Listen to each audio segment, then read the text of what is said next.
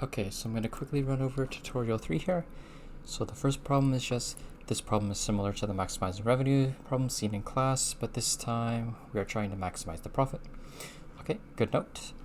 A soft drink vendor at a popular beach analyzes his sales records and finds that if he sells X cans of soda pop in one day, his profit in dollars is given by Px equals that function. What is his maximum profit per day, and how many cans must he sell for maximum profit? So in order to go about solving the maximum profit of some function that is a quadratic, well, the first thing that we want to verify is, does it even have a maximum? So we see the leading coefficient for this quadratic is less than 0. Therefore, we can conclude that it's going to have a maximum, as it's going to be opening as such that it's going to look like this. Right? So it's going to be a maximum here. So to find the maximum, we can just quickly note that we have it's going to be at the axis of symmetry, which we can find with h is equal to negative b over 2a. We have a quadratic ax squared plus bx plus c. Right. So here we have b is equal to 3 and a is equal to 0.001, where it's negative. Right, so in that case, we're just going to sub those values in, and what we find after we do that, well, it's just going to go to 1,500. What that's going to give us is the number of cans. So in order to find the profit, well, we have the profit function is given by the input of our cans. So we input our number of cans into our profit. And we find when we calculate that, we get 450. So therefore, we can write the answer as 1,500 will give us our maximum profit at 450. So we can go on to the next one. There's another note here.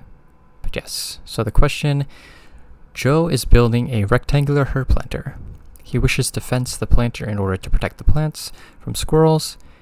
With 12 meters of fencing and the area of the planter 9 square meters, what are the dimensions of the planter? And want to find the max quadratic.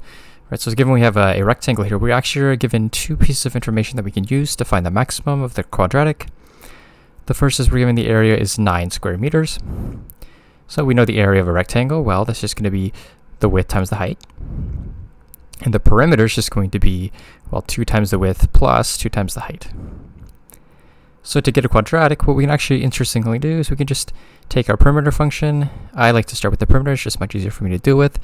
And similar to the first few two tutorials, we can just move everything over to get one variable, like here. Then this is from the perimeter, so we can actually substitute this into the area one. What we get is just this, x times 6 minus x, as that is equal to y, equals 9.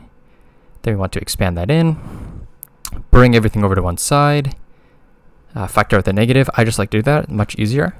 And we notice that we can indeed just factor this.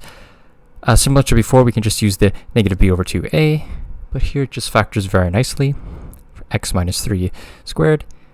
In the case where we just have x minus 3, one factor for a quadratic, we're going to note the axis of symmetry is just going to be around that point itself.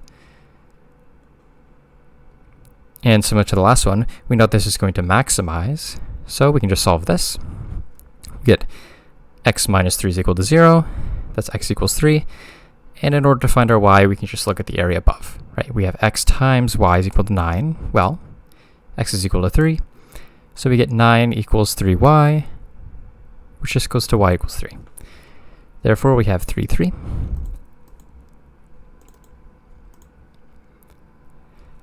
So here we have a piecewise function, and we want to determine 3 different values for 3 different restrictions. The first one we want to determine is f of 1 equals to what? Well, in this case, I need in this case, we're just going to note, like, where is 1 within our piecewise function? And we see that it is within the second restriction bounds, right? 1 does indeed fall between -2 and 3. So we want to use that function, given that that's where it lies. And we get f of 1 just goes to, well, the input itself as x equals 1. That is indeed between these 2 points. What about f of 6? Well, here that's going to be greater than 3, so we're going to use this. And we see that if x is greater than 3, then we're just going to have -4 as the constant answer. So it's going to go -4. What about f of -3? Well, that's going to be less than -2.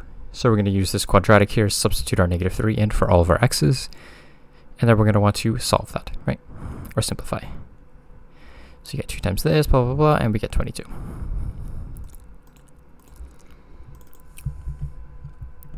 So for 4, whenever you're dealing with exponentials, the thing you always want to do is you want to equate the bases. That just simplifies it a lot, because what that allows you to do is lets you look at the exponentials themselves and then set them equal to each other. You'll see that very soon. But the first one is just 2 to the 3x equals 8 to the negative 1. Here we note that, well, 2 to the 3 is going to be equal to 8. So that means we get equivalent bases. Now, since they're equivalent bases, all we have to do is look at the exponentials themselves as equations. So we can just ignore the 2 and the 2. We get 3x is equal to negative 3. So x is equal to negative 1. Over here, we want to do the same thing. We have a 1 over 9x. We want to get that such that it is also 3 to the something. So the first thing we know is 1 over 9. Well, we can write that as 9 to the negative 1, just to bring that up. We also know that 3 squared is equal to 9, so that means we can rewrite it as 3 to the negative 2x. And then we have 3 and 3. So once again, we can treat them as equations. 5 plus 2x is equal to negative 2x. Solve it like you would a normal linear equation.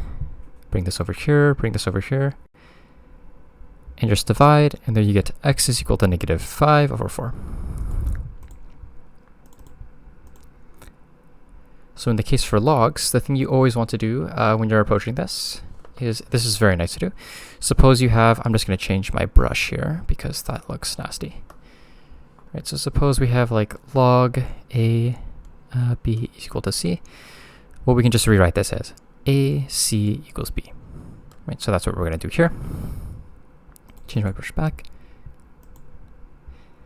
So in this case, we have log base 2 32. As I wrote down here, we're just going to write 2 to the, well, we don't know what it is yet, so we're going to write a variable here, supposing it, right? Arbitrary. 2 to the x is equal to 32. And in this case, we're just going to want to solve this. Well, we know that 2 to the 5 is equal to 32. And when we write our answer, we want to write it as the solution to the exponential here, right? So since 2 to the 5 is equal to 32 in the log expression here, we're going to write the answer is going to be equal to 5. Similar for this one over here, we have 3 to the x is equal to 81. Well, that's 3 to the 4. So this is going to be, the entire thing is going to be equal to 4. For log base 5, square root 5, we're going to want to write, well, what is this? Well, this is a square root. We know that's half a power. So that's 5 to the half is equal to 5 to the half. Very clear.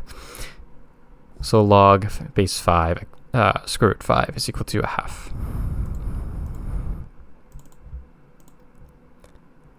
All right. Ooh, this one did not copy over well. Hold on.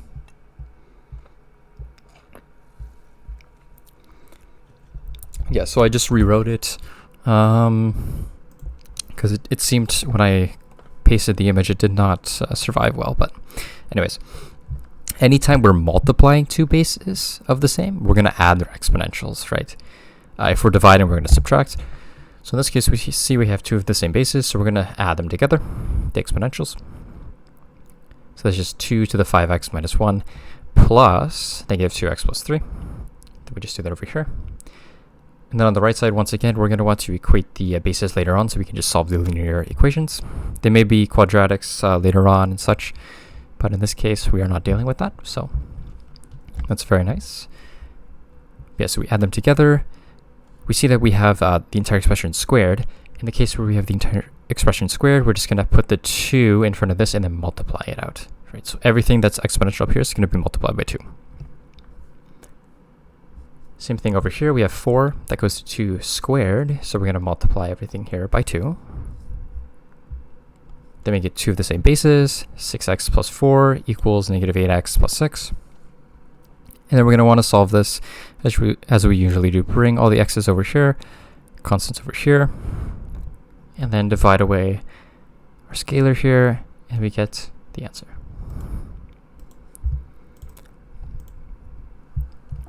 So 7 is going to use a few different rules here that I'll just write out before I start.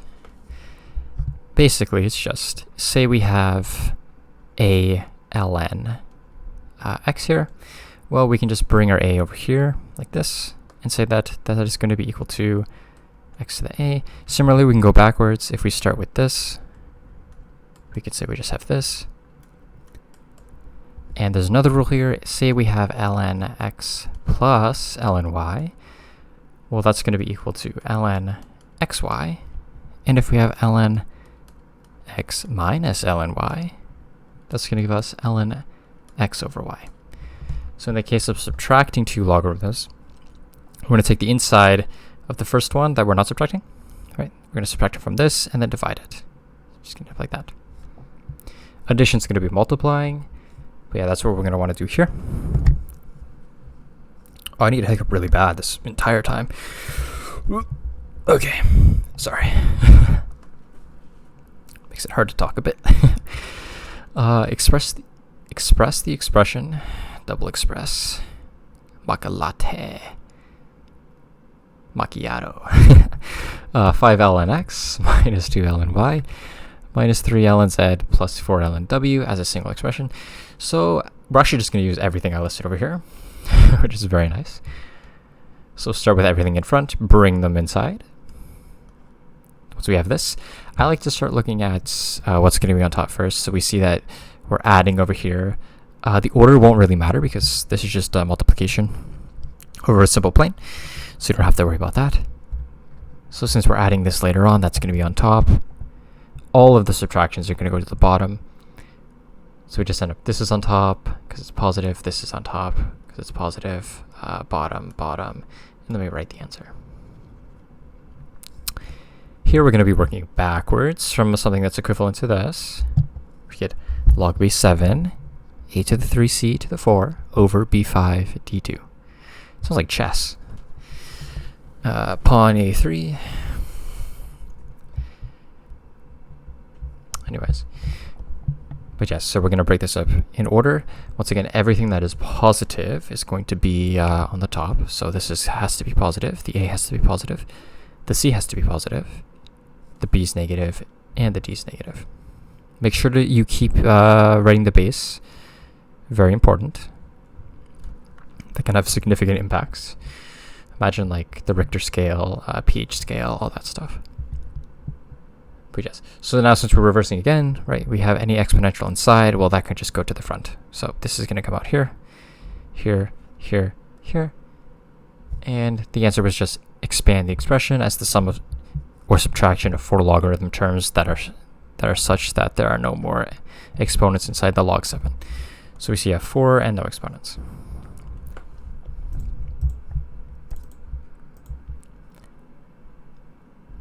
All right, this one. Oh, I need a burp again. Man, this is really bad. Oh, man. Morty. Damn. Solve for t, the equation 60 over, 3 plus 2e to the 0.5t equals 10. First thing, we can multiply both sides by the bottom over here. All right, we want to solve for t, just get the t on top. We have this. Since this is connected here, we can actually just divide the 10. It's going to make things much simpler. Since we have a constant, right, we want to reverse order such that we only get t. So we can just subtract 3.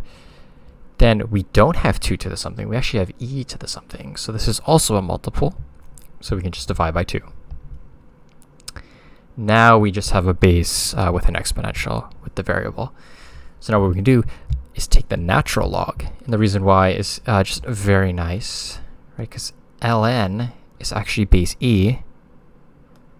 Right, so I'm just going to write that ln is equal to log base e.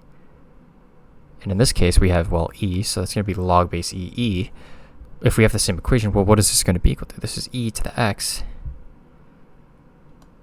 Is this then equal to e? And we see that's e to the 1 equals e. So that means that's equal to 1. Which is very nice, since that's just going to simplify away. So if you see e, I would take the natural log. Or you can write it as log base e, but this is just much faster. And is simplified if you ever deal with derivatives later. It has less steps with the rules. But in any case, so we take the natural log of both sides to maintain equivalence. This is just going to go to 1 times a half. So we're just going to have ln 3 over 2 equals a half t. We want to isolate for t, so we're going to multiply both sides by 2. And it asked us to, what is it? 2 decimal points. Yes, so we're going to say 0.81 after you put this in a calculator, because calculating this in your head would be kind of a nightmare. It's just basically approximately t, because we're just rounding this. So there you go. I believe that is it.